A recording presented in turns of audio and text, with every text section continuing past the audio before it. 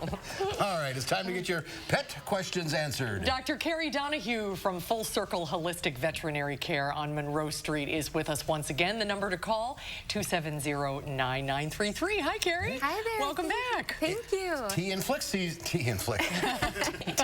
season. We are on a roll today, you and I. Oh, my goodness. So it's time to treat your animals. Oh my gosh, with the temperatures warming up, it's time to start thinking about getting your dog or cat, if they're going outside, on flea and tick preventative. And you know, I get a lot of questions about natural flea and tick preventative for animals. And there are options for animals who don't tolerate conventional treatments or pet owners who want to go a more natural route. Typically, they're essential oil-based sprays. They're not as convenient. It's not a once-a-month thing. You really have to do it every single day. But that is an option, too, for pets. Is there a pill I could take, or is it still the juice on the back? Well, no, you can do oral medications, you can do the topical on the back, and there are also, there's a collar that you can use that lasts for about 8 months. It's called the Seresto collar, and that actually works really well against ticks. All right. So a number of options. All right, good to know. Let's get to the calls, and we'll start with Lori in Madison. Hi, Lori, what's your question? Yeah, my question is, we have a 5-month-old kitten, and she was diagnosed yesterday with FIP. And I was just wondering, you know, there's not really a comprehensive test for it. It's just, you know, based on blood tests and the fluid in the abdomen. Is there anything that kind of mimics the fluid in the abdomen and the white count, increased white count and stuff like that? You know, FIP, which is feline infectious peritonitis, and this is actually the coronavirus in cats. Cats have their own strain of coronavirus, and it presents as FIP. And this is a really difficult disease to kind of diagnose and treat, where fluid starts to build up in the abdomen. There's not really a known treatment that works for every cat. My recommendation is always to do what you can do to support the immune system, you know, in feeding a good quality food, you know, in using antibiotics to treat any bacterial infection that might go along with that. So it's a tough disease, and hopefully your cat does well. Is there a strain of coronavirus that affects dogs? There is. They have their own coronavirus, and typically it causes diarrhea in dogs. So, but nothing that humans can get from them. It's not transferable. All right. Right. That's good to know. Let's go to Christine in Madison. Hi, Christine. Hi there. My question for you is, we have 4 German Shepherds and 2 Siberian Huskies. They are larger breed dogs, and actually 3 of them are suffering from stiff joints. My question is, do you recommend CBD or hemp oil? And if so, do you have a recommended brand?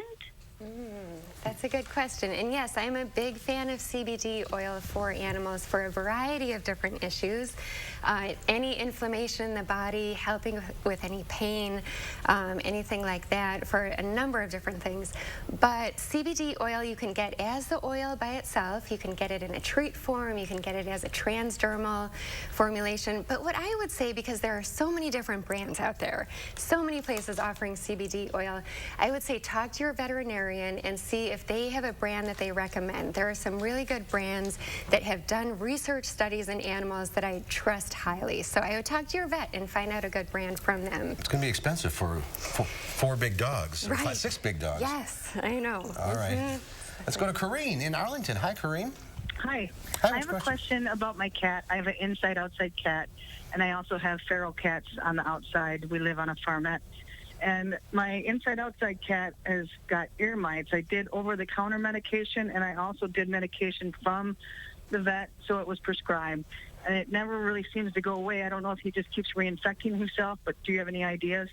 You know, my favorite treatment for ear mites in cats is, it's actually a flea preventative called Revolution.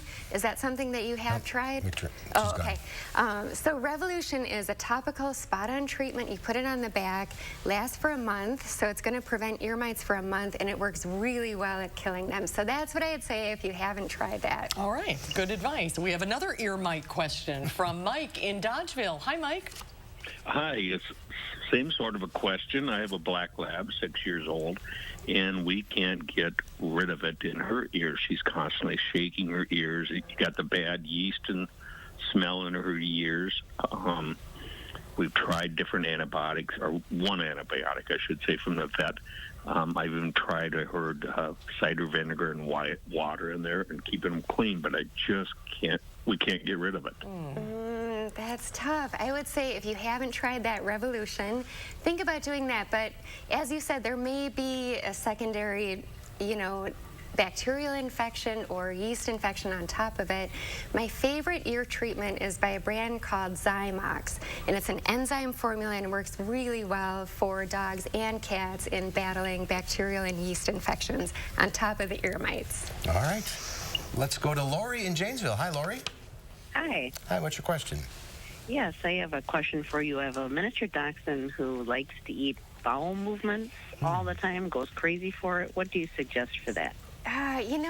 It's interesting why dogs or cats do things like this. But sometimes I think, maybe there's a dietary deficiency, and I usually recommend adding in probiotics and digestive enzymes. Sometimes that makes them not want to eat things like that anymore. So that might be something to try. Is that something that you like sprinkle on their food or mix in their food? Exactly, just mix right in with the food. Okay, all right. All right, Mike in Sun Prairie. Hi, Mike. Hi there. Hey, I got a question for you.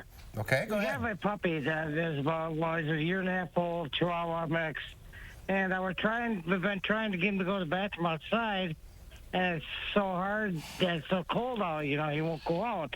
Sometimes he does when it's warm, so we're just trying to figure out what we could possibly do. Oh, house training. That's House a tough training, one. not fun. Yeah, I know. And hopefully as the weather warms up, things will get a little bit easier.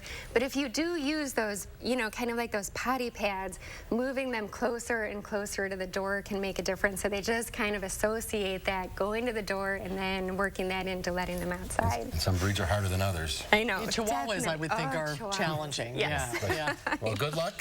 Thank you for all of you for calling in. Carrie, thanks for coming Great to see you, Carrie. See you next month. We'll see you next time. Sounds good. The final check of your forecast coming up. Roll playback.